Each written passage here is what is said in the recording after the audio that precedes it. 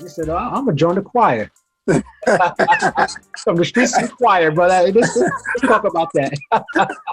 Well, I had a motive, you know what I'm saying? Yes, sir. Because I was looking at that musician's corner. One thing about you in Temple, right? See, back in the day when we was little, when my mother used to make us go to church, that's when Richard Smallwood, world-renowned gospel artist Richard Smallwood, Angela Winbush, and then she R&B singer, but she was in the choir. You know what I'm saying? Raymond Reed, all these. I mean, the musician's corner was vicious, right? And I played bass. You know what I'm saying? In fact, I was inspired by those music. Aaron Graves played the bass for the young adult choir at the church. One day I'm sitting there and he went into this zone.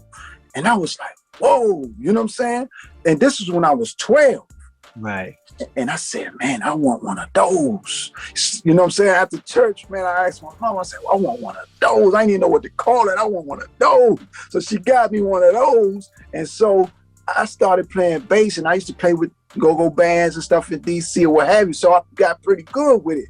So when I got to the church and I saw the musicians and I saw the choir, I said, man, because I didn't even have a bass at the time.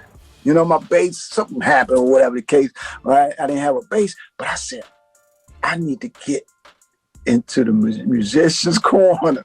Once they hear me play this bass, I'm in. But I had to maneuver. So I said, I can't sing, man. I mean, I can hold a note, but I said I'm gonna jump in this choir to get me closer to the musician's corner. You know what I'm saying? Right. And that's what we did, right? And I want to say, man, you know, one of the bands I played for, Nature Boys, is a brother, Godfather, Jonathan Lovett, man. I love him to death, man. He was coming to take over the band, right? And he heard me play. We was at practice. He heard me playing, but I was using somebody else's space. And he said, man, I want him. I want Slim in my band. You know what I'm saying? I said, well, he ain't got no bass. He said, man, meet me over here tomorrow, man. We're going to take you to Chuck Levis, man, get you a bass. He met me. I met him, and he took me to Chuck Levis. He bought me a bass. You know what I'm saying? Damn, I don't want to get emotional, right? He bought me a bass, bro. And, bro, it was on. You know what I'm saying? You know, and brothers like that, man, you know, I got a lot of respect for brothers like that, man. You know, he saw something in the brother, man. He's like, so, you know, so now I have my own bass. Now I'm in the choir, you know.